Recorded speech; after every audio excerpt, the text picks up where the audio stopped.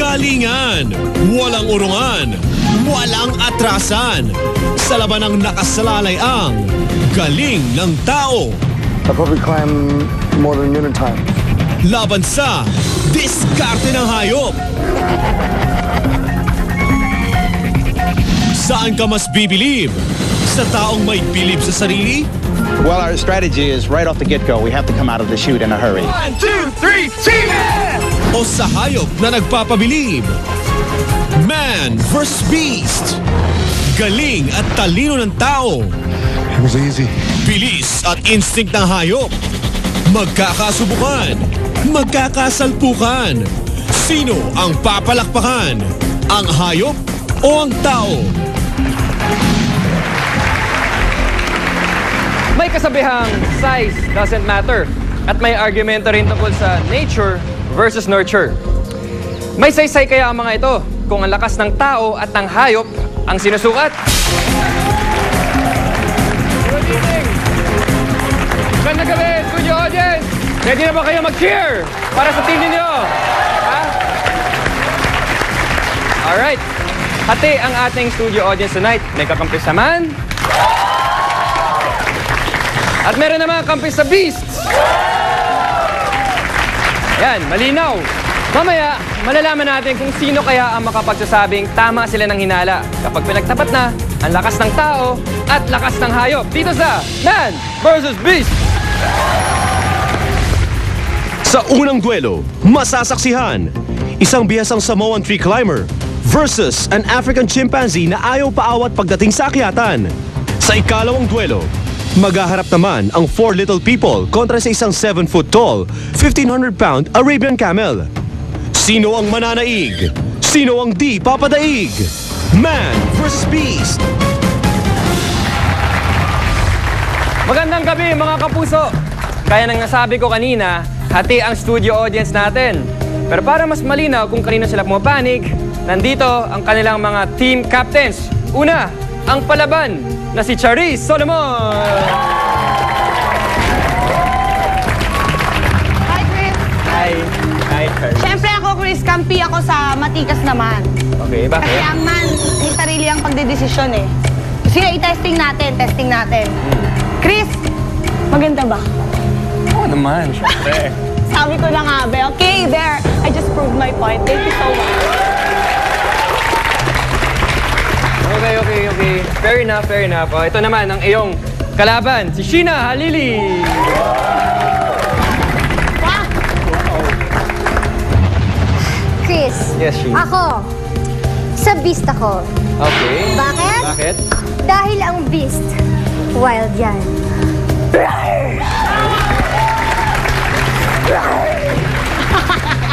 Bagay din naman pala sa'yo ang beast. Ay, talaga? Oo, Sa akin, bagay maging man. syempre. Man ka naman eh! Okay, tama na. Good luck to both teams. Good luck sa inyong dalawa. Alamin na natin kung sino sa dalawang jewelers natin ang may upper hand pagdating sa pabilisan sa akyatan. Ang unang pares na sasabak sa ating duelo ay isang African chimpanzee versus a Samoan tree climbing legend. Siya si Cap Teo Tafiti, itinuturing na isa na marahil sa pinakamagaling na tree climber sa buong mundo. Si Teo ay isang native Samoan, kaya dito na siya pinanganak at natutunan kung paano umakyat sa mga puno na tila daig pa ang unggoy. I probably climb more than a million times. Kaya naman pala gano'n na lang kabilis umakyat panaog ang Samoan legend na ito. Na climber na, fire eater dancer pa. Hanep! Ibang level ito. Samantalang ang makakalabang chimp, natural na nasa gubat at tirahan ng mga puno. Bukod sa malalapad itong kamay sa pag-akyat, may pala din itong pwede ng pangsampal sa mga pasaway. Aba, magandang laban ito. Kahit na argabyado sa tangkad at bigat ang beast, may paglalagyan pa rin si Tafiti. Sa edad naman, 37 si Samoan man o si Tafiti, habang 8 years old lang ang chimp. Sa human age, 10 years old na si dambuhalang unggoy. Ang panuntunan sa challenge na ito, napakasimple lang. Maglalagay ng puting tela o white flag sa ibabaw ng dalawang puno na may taas na 40 feet above ground. Kukunin ng dalawang kalahok ang nasabing tela. Kung sino man ang maunang makakuha sa nasabing white flag ay kailangan makababa agad. Ang una makakasayad ang paa sa lupa ang siyang winner. Winner na kaya ang man o ang beast pa rin ang tatanghaling kampyon? Kakayanin kaya ni Tafiti na pakainin ng alikabok ang chimpanzee? Samoan 3 Legends versus the Chimp. Akyata na! Isang natural ng mabilis sa akyatan at isang nagsanay sa tradisyon ng pabilisan. Sino kaya ang mas maabilidad and will be able to reach the top? We're about to find out sa pagbabalik ng Man versus Beast. Isang Samoan legend na may kakaibang talent sa pag-akyat laban sa isang chimpanzee na inubos ng oras sa pag-akyat panaog sa kanyang tahanan, ang gubat. Sino ang makakaakyat? Sino ang malalaglag? Mamaya yan sa pagbabalik ng Man vs. Beast. To Man versus Beast, Sheena, Charisse, nakita niyo naman ang abilidad ng chimpanzee at ng Samoan climber na si Cap Tio Tafiti. Ano, magbabago ba ang desisyon ninyo? Ay, hindi! Hindi ako magbabago ng Hindi na? desisyon. Di ba? Hindi na, wala na to. Wala nang bago-bago. Kayo? Wala na, di ba? Wala!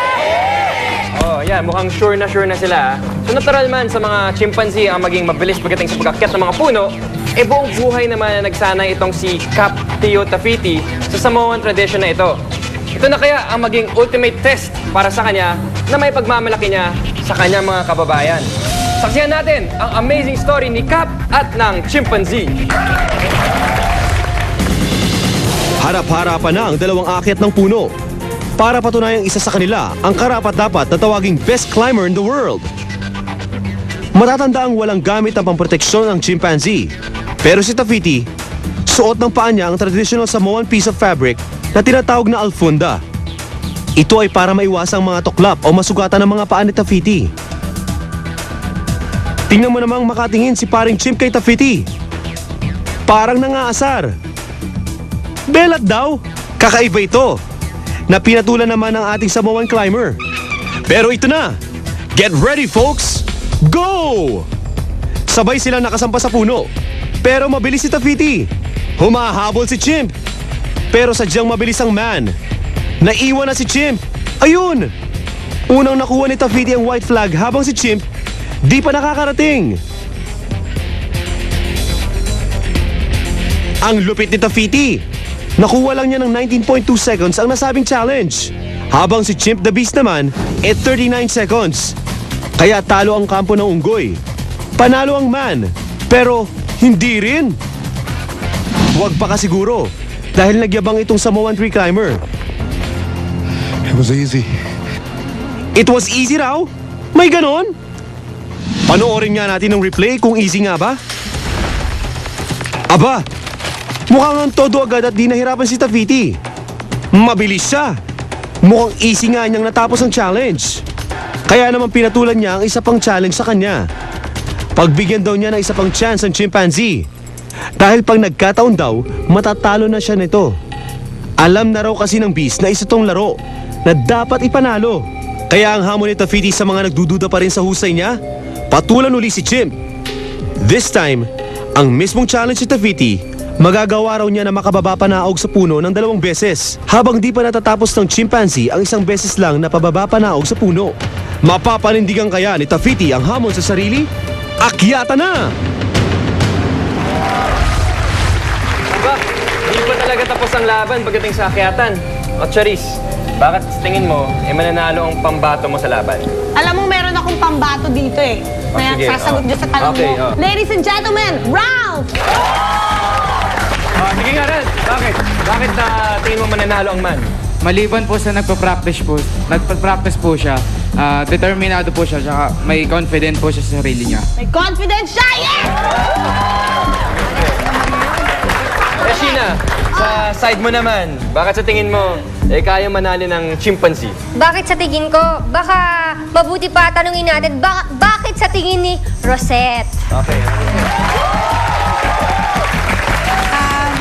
Una kasi, yun yung tirahan niya, yung puno. Pangalawa doon, mas maliksi siya kesa sa tao. Tama. Oh. Sige. Mukhang convincing naman yung mga sagot nila. Kaya malalaman natin kung sino ba ang may tamang idea mamaya. Okay, tungkol sa dalawang jewelers natin sa pagbabalik ng Man versus Beast! Isang chimpanzee na may dapat patunayan laban sa isang mabilis na tree climber na may dapat burahing pagdududa? Mapapanindigan kaya ni Tafiti ang hamon sa sarili? O tuluyan lang siyang mapapahiya sa Beast? Mamaya na sa Man vs. Beast! Isang hamon ang iniwan ni Cap Tafiti sa malakas na chimpanzee. May laban ba ang malakas na tao na ito sa natural na galing ng hype na ito? It's decision time! Right now! Ito na ang ating pangalawang challenge. Sa una, panalo si Tafiti. Pero binigyan niya ng chance ang Beast para bumawi. Kung makabawi nga. Mapapansing mag-aasaran daw muna ang dalawa para raw maganda ang laban. Ito na! Mukhang na-delay doon si Tafiti. Nadula sa unang hakbang niya. Nauna si Beast. Habol si Tafiti. Bumuelo si Tafiti. Ang bilis niya. Nakuha agad ang white flag. Daig pa ang unggoy sa pag-akyat.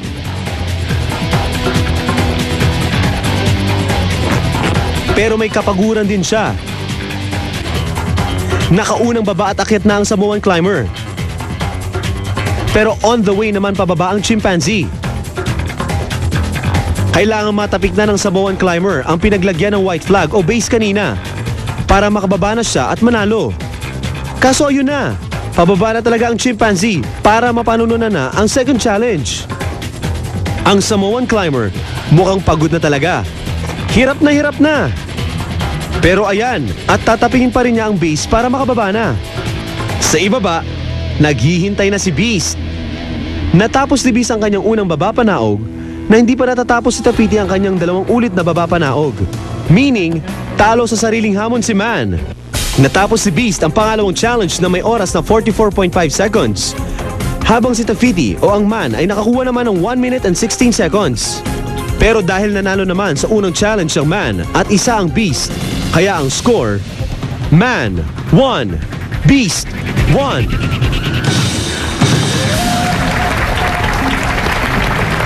Nagkaroon man ng lakas ng loob si Cap na mag-demand ng rematch sa second try, ay umarangkada naman ang chimpanzee. Kaya Sheena, Charisse, pareho kayong panalo. Sheena, ano sasabi mo doon? Chris, siguro kung best of 3 yun, no? Siguradong panalo ang Beast, di ba mga friend? Yes! Woo! Kaya, buti na nga lang hindi best of 3 eh, di ba? Huwag na nating ipilit, tayo na nga, di ba? Di ba? Sige, para happy pareho. Everybody, Tayo na lang. yeah, O, yan. okay. Okay, draw ang naging resulta natin sa ating first na duel. Pero sa susunod na laban, ang mga nasa Team Man may matinding ipaglalaban. Kaya magkakasukatan na sa pagbabalik ng Man vs. Beast! 4 laban sa 1 sa takbuang hindi nyo kaya dahil Camel at 4 Little People magkakasalpukan na sa 330-yard relay. Karerang walang puknat, susunod na sa Man vs. Beast! Welcome back to Man vs. Beast! Kanina, napatunayan ni Cap Teo Tafiti na kahit nature ng Beast na manalo sa pabilisan ng pag-akyat, may laban pa rin siya. Ngayon naman, mapatunayan kaya ng 4 na men na ito na truly, size doesn't matter. Kilalanin natin sila. Ito na ang takbuhang with a twist. Ating kilalanin ng Team Man. Ito ay sina Daniel Artrand, Steve Babiar, Mike Murga, at Frank Gibb na makakalaban naman ng One Beast team. Ibig sabihin, nag-iisang camel laban sa 4 na midget. Malinaw naman, di ba? At para lalo pang luminaw, eto sila. Yan ang 4 Little People na abala sa kanilang paghahanda para matalo ang 1,500-pound Arabian Camel. At hindi lang basta-basta ang paghahanda ang ginagawa ng 4 na Little Man. Dahil sa pangunguna ng kanilang team captain na si Joe Gibb, iba yung pagsasanay talaga ang pinagdaanan nila. Nariyan ang pagtakbo, exercise, endurance and strength training at strength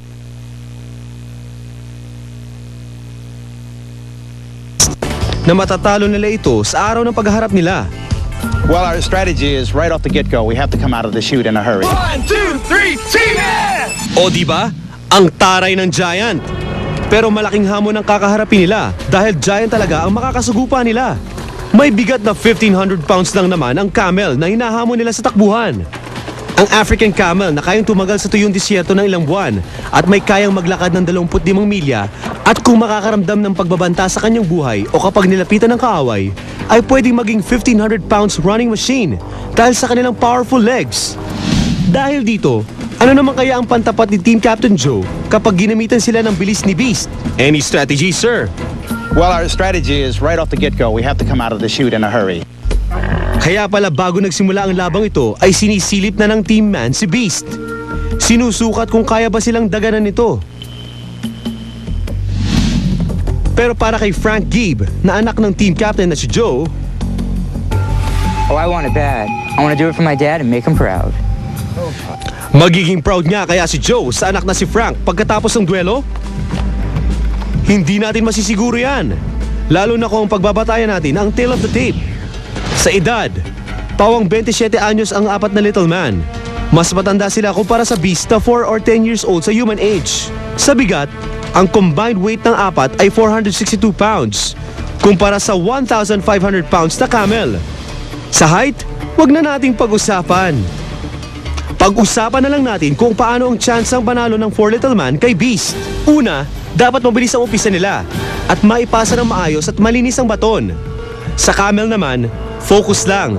Dahil kapag na-distract ito, baka sugurin ng apat na little man at pagtatadyakan. Ito naman ang na-anticipate na ng organizer. Kaya naman naglagay na sila ng white fence barrier para hindi na makaalpas ang camel kung sakali mang mawala ito sa focus at mawala rin sa sarili. Ngayon, inaalis na ng 4 little man ang nerbiyos. At ayan, panay stretching na. Makakaya kaya nilang ungusan ang bilis ng Arabian camel? Man versus Beast! Ang Arabian Camel ang isa sa mga largest beasts known to man. Sanay sa hirap, sanay sa matagalang takbuhan at higit sa lahat, may instinct pang lumaban. Pero ang apat na lalaking mga kalaban niya ay gustong patunayan at kung minsan, sapat na yon para maging drive para manalo sa kahit anong laban. Sino ang mananalo? Let's see this amazing fight right now! Magkakaalaman na. Makikita nating tumatakbo na ang 4 little man sa kani-kanilang mga pwesto. Nakahanda na rin ang camel at lalong handa na rin ang oval track na pagdadausan ng 330-yard relay. Ang team man ay pangungunahan ng ating first runner na si Daniel Artrand. Kasunod si Steve Babiar. Pangatlong tatakbo si Mike Berga at ang huling tatakbo ang finisher ay si Frank Gibb. Ang karerang ito ay traditional relay race staggered start. Ito ay para masigurong sabay at parehong distansya ang tatakbuhin ng tao at ang beast. And again, this is a 330 yards race. At dahil dito may agwat na 82.5 yards ang bawat 4 little man. Excited na ang little man, pero mas excited yata ang camel sa kanila. At ito, nagwawala na siya. Gusto na niyang pagtatadyakan ng apat na kadwelo. Ayan, mukhang aatras pa yata ang apat. Natakot ba? Hindi naman pala. Practice lang. Pupwesto na nga sila eh. At ang beast naman, kumalma na. Gusto na niyang matapos ito. Pumwesto na si Daniel Artrand. On your mark, set, bang! Go, go, go! Nauna na si Daniel. Ang camel, wala lang. Slow starter talaga ang hayop na to. Ang bilis si Daniel. Ganyan nga. Sulitin mo ang pagkakataong wala pang malay ang beast. Go, Dan! Naipasa na ang baton. Pero bumibilis naman si Beast. Makikitang si Steve na ang kumakaripas. Lalo naman yatang bumibilis si Camel. Parang naghahanap ng mapagbabawasan. At medyo nabawasan niya ang bilis ni Mike Berga. Bilisan mo, Frank! Mag-taxi ka na kaya? Go, go, go, boy! Bumagal ang camel pero malapit na ang finish line. Nauunahan na siya. Pasa na kay Frank. Oops! Mukhang may mali sa pasa ng baton. Ayan na si Frank. Si Camel! Woo! What a photo finish! Sino kaya? Ang tao o ang beast ang nauna? Parang gahibla lang ang pagitan ng dalawa.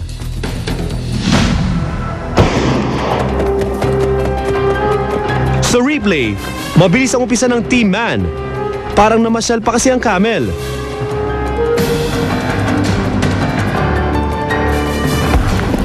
Pero pagdating sa parte ni Mike, bumilis na ang camel. Dito na nasira ang diskarte ng Team Man.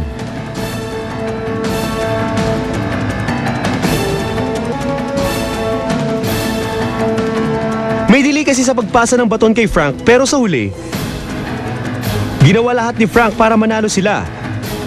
At maging proud ang tatay niya sa kanya. Dahil dyan, panalo ka sa tatay mo, Frank! Pero di pa rin natin maalis ang katotohanang nanalo ang Beast. Ayon sa mga hurado, 0.2 of a second lang ang labang ng camel sa finish line. Medyo malaki kasi ang dibdib ng camel, no? Oh, ayun. Gabuhok lang ang lamang ng Arabian Camel sa 4 na runners natin. Pero sapat na yon para tanghaling winner si Camel para sa duel na ito. Sheena, Oh. Team Beast, Ay, congratulations. Congratulations. Ano masasabi mo? Ako, masasabi ko, pagod na ako mag-explain. Beast talaga ang pinakamagaling. Wala na, di ba? Oh, Charis, ikaw naman. Ano masasabi mo? So na nagsabi, di ba? Gabuhok lang ang lamang. Ang importante dito ay may napulot tayong moral lesson na hindi importante ang size. Ang mahalaga, kaya nila makipagsabayan. Hindi ba? Galing. Tama. Iba rin talaga ang lakas ng Arabian Camel na ito. At hindi lang kayang tumagal sa desert, pati rin pala sa matinding karera. Ngayon, alamin natin kung bakit nga ba sila ganito kalakas. Ang buhay ng camel ay umaabot mula 40 hanggang 50 taon. Ang humps ng camel ay 80% fat. Ito ang ginagamit niya habang walang tubig na nainom sa gitna ng disyerto. 2 weeks ang kayang itagal ng camel na hindi uminom ng tubig. Kayang isara ng camel ang ilong niya. Camel lang ang hayop na may humps. Kayang mabigay ng 600 liters na gatas sa loob ng 1 taon ng camel. Kayang tapatan ng camel ang bilis ng kabayo. Matapos nating makita ang salpukan ng Man vs. Beast, pakinggan naman natin ang opinyon ng ating animal expert kung bakit pinakain ng alikabok ng isang camel ang 4 na midget. Ang Arabian camel ay isang malaking herbivore na well-adapted sa pagtira sa mga disyerto. Ang Arabian camel ay kayang tumakbo o kaya niya mag-top ng speed ng mga 40 kilometers per hour. Kasi ang camel, being a desert animal, malakas ang endurance nito. Kaya niya mag-travel ng long distances. Kaya niyang i-sustain yung kanyang top speed ng mahaba. Ang tao, kahit nasabihin natin na well-trained to mga to, kahit mga atleta, merong hangganan kung hanggang saan lang sila makakatakbo ng maximum speed nila.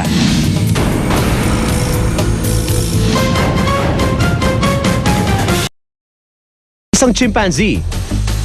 Kaso, pinatulan niya ang hamon na bigyan niya ng isa pang pagkakataon ng hayop at lalamunin na siya nito ng buo.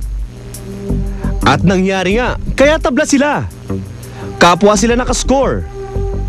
Samantalang sa ikalawang duelo, dinaan sa mahabang legs ng camel ang karerang matagal nang inaasam ng 4 little man na papalanunan. Pero nabigo sila.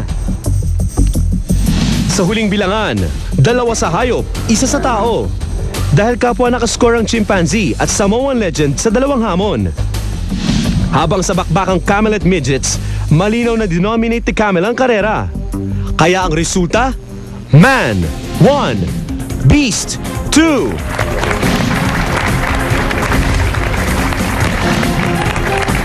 Alright!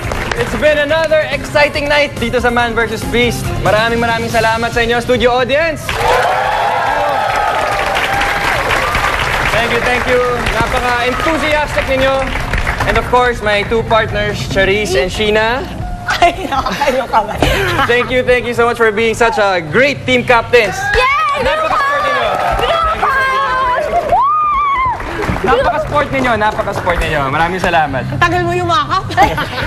Muli na naman nating napatunayan ang limitless na kapasidad ng tao na makipagsabayan sa mga pinaka-malalakas na nilalang sa mundong ito.